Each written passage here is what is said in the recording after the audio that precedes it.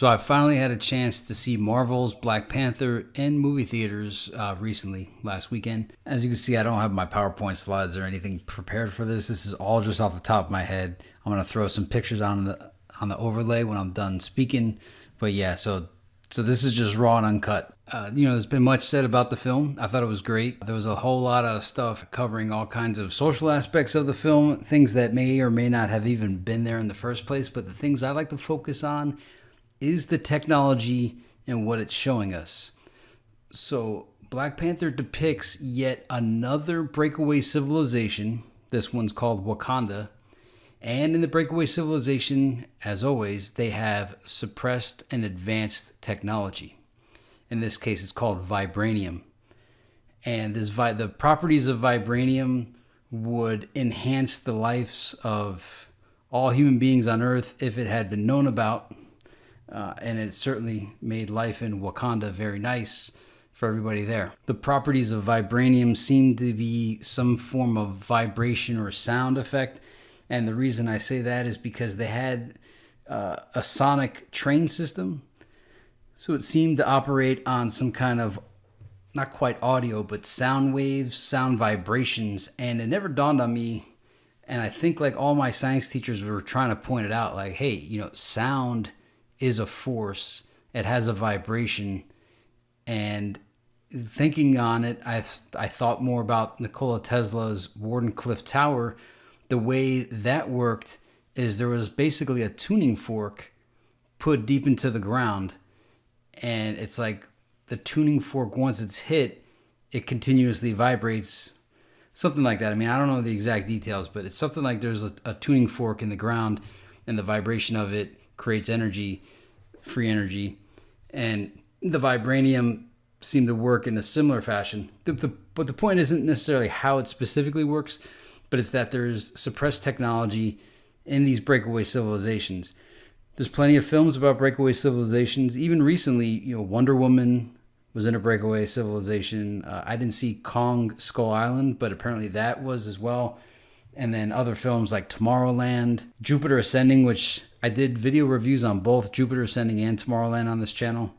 To a certain extent, The Last Starfighter from the 80s. Atlas Shrugged had unregulated technology in their breakaway civilization, which was hidden with some form of a hologram in Colorado. The concept of the breakaway civilization is a term Catherine Austin Fitts and Richard Dolan talk about a lot, because Catherine Austin Fitts was the one that discovered that there is, I guess it's called a black budget, but a budget of trillions of dollars that have gone missing from at least the American budget. And it's trillions upon trillions of dollars, enough to create a breakaway civilization. And we know that technology has been suppressed over the years, but somebody always knows about this suppressed technology.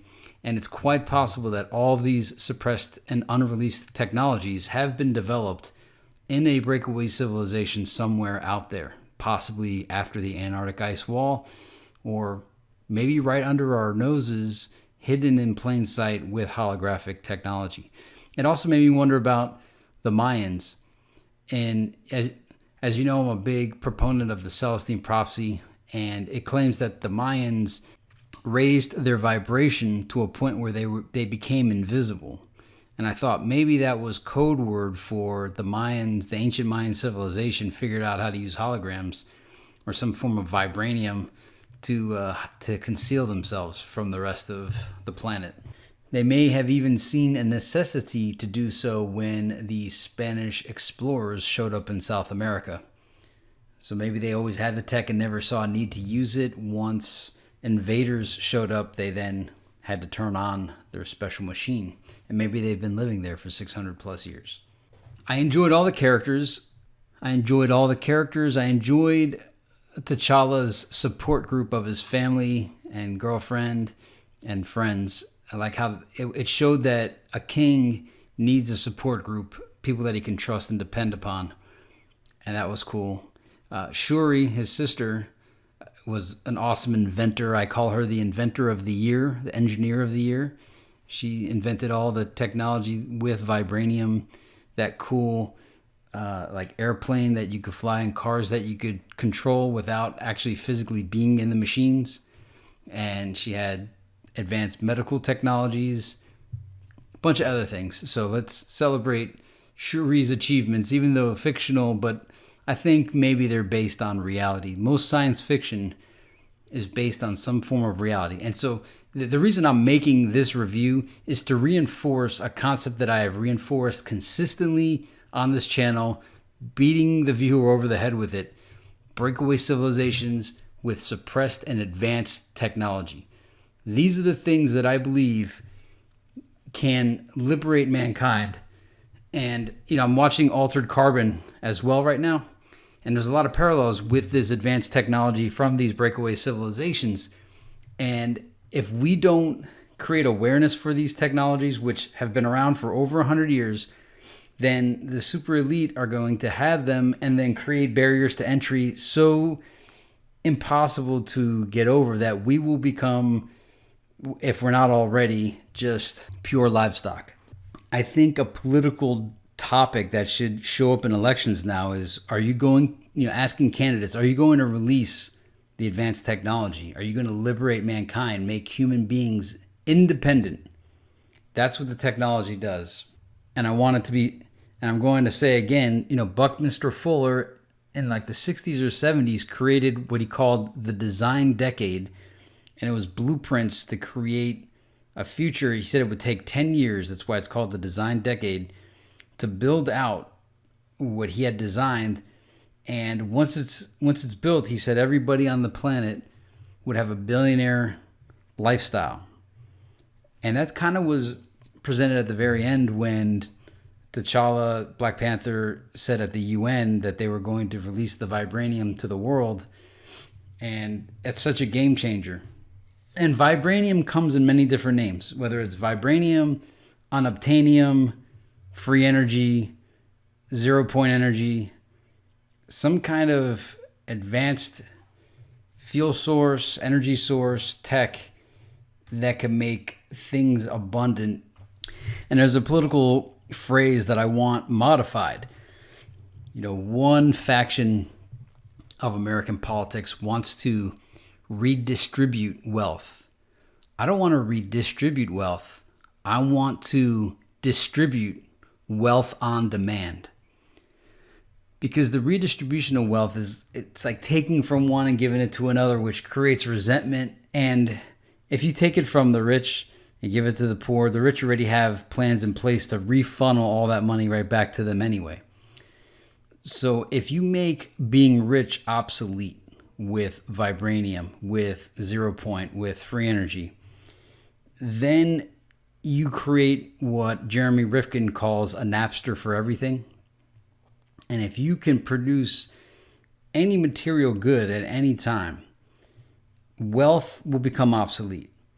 And then if you're tripping on race and gender and whatever other factors involved with that whole thing, once the biotechnology gets released, then race and gender will become irrelevant. It already, at least gender is starting to somewhat become irrelevant, although, with the modifications you could make to your genitals and whatnot. But I'm thinking on a whole other thing. Like if you think of Altered Carbon with the sleeves, and I'll do a video on Altered Carbon soon, but having these sleeves, it really didn't matter. You could, if you don't like who you are, you could just upload yourself into another body. I want to create those options out there to remove all of these dividing characteristics that we use to divide. We don't even use them. They're pushed on us to divide and conquer. Under our skin, we are all skeletons, and we are spirits that inhabit these bodies. The spirits don't have gender or race. And that's what the media continuously pushed to promote the film, both on the right and the left, was race, race, race. And I didn't even find the movie to be a race film. I don't know why that was the big selling point. I believe in reincarnation.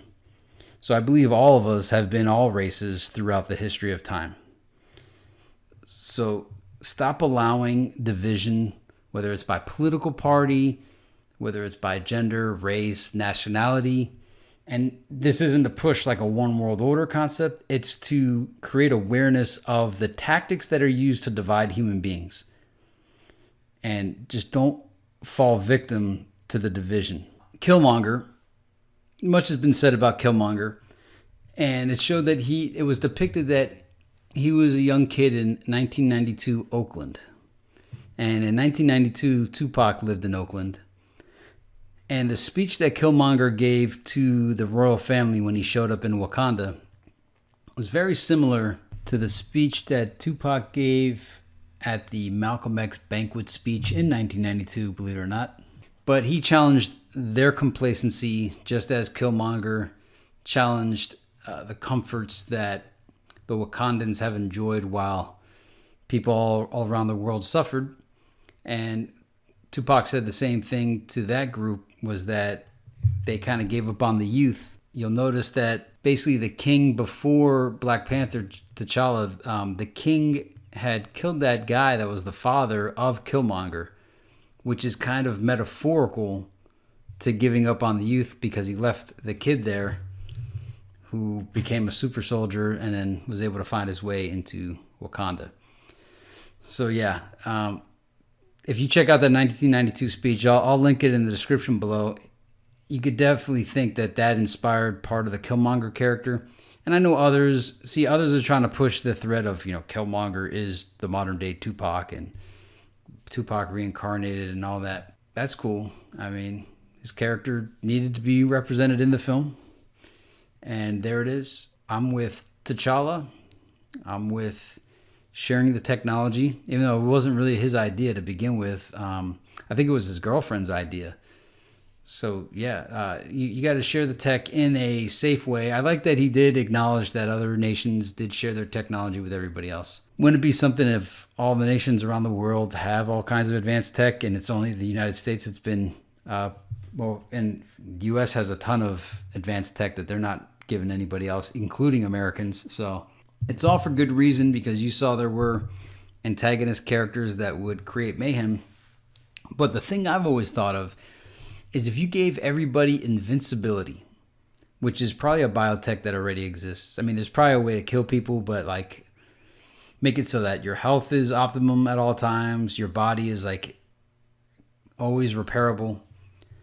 So basically you're like Wolverine or Captain America.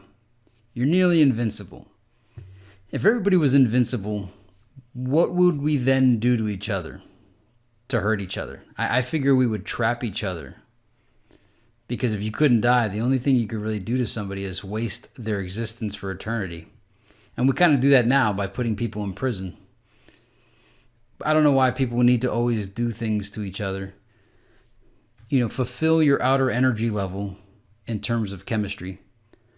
Once you're a fulfilled person, you don't want to do things to harm others. It's not even on some we're all together or we're all one. It's just the basic rule of liberty and freedom is don't infringe upon someone else's freedom. If you have everything you need, why would you disrupt others? I'm surprised no one called out any of the burial rituals that were depicted in the film. I don't mind any kind of religious or cultural rituals, but I know that there's always a big deal made when one group has a different ritual than another group, and it's always made out to be blasphemous. These guys are burying themselves in the ground and having communions with dead people, which I thought was pretty awesome. I'm surprised there wasn't any fake outrage about that, but it was cool. I think most people just wish that they could see their long lost relatives and friends as well. I'm just thinking in terms of the lunacy, fake outrage society that's out there. But anyway, let me get back to the main idea. Black Panther is a film about a breakaway civilization that has advanced and suppressed technology. This concept is important. I think the ending of artificial scarcity is what can resolve all of the present day problems the world faces. There isn't a single topic that doesn't have a root cause in artificial scarcity, including love. You think about the Phil Collins song, The Land of Confusion. There's just not much love to go around. Can't you see this is the land of confusion? So even love is scarce because people are not sharing the love. But obviously, physical materials and resources are artificially scarce on a gigantic and abundant planet that produces all the things that we need, especially like with the concept of nanotechnology. If it's real, we could transform anything into anything. And if you think, again, we're talking about vibranium and unobtainium. If you go to Transformers 4, they found an element called transformium, which could transform anything into anything. So if you want to solve all the world's problems that currently exist, and I say currently because once artificial scarcity is ended, once the technology is there for everybody to have everything on demand at all times, new problems will emerge. But the current paradigm is based on that of scarcity. It's controlled by oil and petroleum, and they want to replace it with alternative energy that is also metered, that is also charged for. So you don't get unlimited access to resources. I'm talking about creating God mode in terms of like Doom, the video game, when you get all of the weapons. Once you unleash abundance, the current problems of the world vanish, new ones emerge, but at least everybody has everything they could possibly ever want or need. There's only two factors in this new paradigm that I haven't figured out. The first one is I don't know who gets the beachfront property or the mountain view property, depending on your preference. And from talking to people, they all say, okay, well, this is usually guys. Some girls say the same thing. They all say, this is a while back, it would probably be a different person, but they say, okay, who gets Angelina Jolie? Brad Pitt has her, but I want her. Who gets Angelina Jolie? Nowadays, I don't know who Angelina Jolie's equivalent is, but 7 years ago, she was the hot ticket. And the only response I came up with that, and that one's seeming to be created right now, and that is android replicas, robots. If they're anatomically correct and look and behave just like a human replicant, I mean, that's the best I can do. I have a bunch of replicant Angelina Jolies out there. That's kind of perverted and gross to say, but if you're trying to solve all the world's problems, I don't know what to do about the beachfront property or the mountain view, and I don't know what to do about Angelina Jolie because there's only one of her. She actually is currently scarce, but once we could provide android replicas, everybody could have an Angelina Jolie and everybody could have a Lamborghini, and the value of these things will be diminished, and people will realize, gee, I probably didn't need that in the first place. I only had it to show off to somebody else, which creates its own forms of conflict, envy, jealousy, etc. So I'm utilizing Black Panther to push my agenda of making people aware of the breakaway civilization, utilizing advanced and suppressed technology and the implications of these forms of technology like vibranium getting out there. If everybody could have all their needs and wants met on demand, replacing the redistribution of wealth with the perpetual distribution of wealth on demand, I think you'll see the world change. Unfortunately, there's only about 3 people talking about this besides me, Peter Joseph being one of them.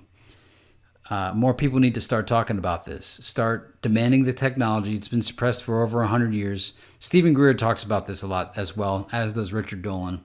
Get people to talk about this. Demand the tech. Tell people, hey, the future's been delayed. Everything's been invented, just not implemented. I'm ready for the future. We're almost at 2020, and 2020 is not looking like it's going to look like the way 2020 is supposed to look. Anyway, I enjoy Marvel films. I really like Black Panther. I felt so good watching it, just like I enjoyed Guardians of the Galaxy 1 and 2. But I like Black Panther a lot more. It's probably in my top 3. It's fresh on my mind, so right now I'm like, man, it's my favorite Marvel film of all of them. But that might be just because I just saw it. I enjoyed Captain America 2. Winter Soldier was pretty awesome. Part 3 was all right. So Marvel makes a lot of good films. Black Panther is one of them. And the final point I want to make is I don't go to these films to be entertained. I go to these films to see the technology, see the concepts that are being shared. Authors want to share what they know with the world, but they're afraid to be held accountable for it if they say it as real. So I write a lot of crazy stuff. I make a lot of presentations on YouTube. I do it in ways that are definitely against the rules. I just say it as if it's real. That opens me to ridicule and all kinds of other things, and that's fine. Bring it. I don't care. But other people do care about being ridiculed and called out. I don't care because I'm happy being my own friend. I have friends. I have family. A lot of people love me. So I don't care if someone wants to make fun of me for talking about things that are important, at least to me. I'm living my life the way I want to live it, not the way somebody else thinks I should be living it. So live your life. But what I'm saying is authors, they don't want to be called out the way I get called out. So they disguise it with fiction. So I go to see what the authors try to express. And they're showing us the tech. They're showing us the concepts. If you go just to see the action, that's cool. The action's cool in these Marvel films. But make sure you always keep an eye out. What kind of tech are they showing us? So when you go back and see Black Panther again and all the Marvel films again, take a look at the tech. Not just like the electronic technology, but especially in all these Marvel films, the biological technology as well. Because Captain America is a biological marvel. And then Iron Man is a technological marvel. So there's biological and technological weapons and technology in these films, as is all science fiction films. That's how you do the message in the movies. That's my Black Panther. I'll see you next time.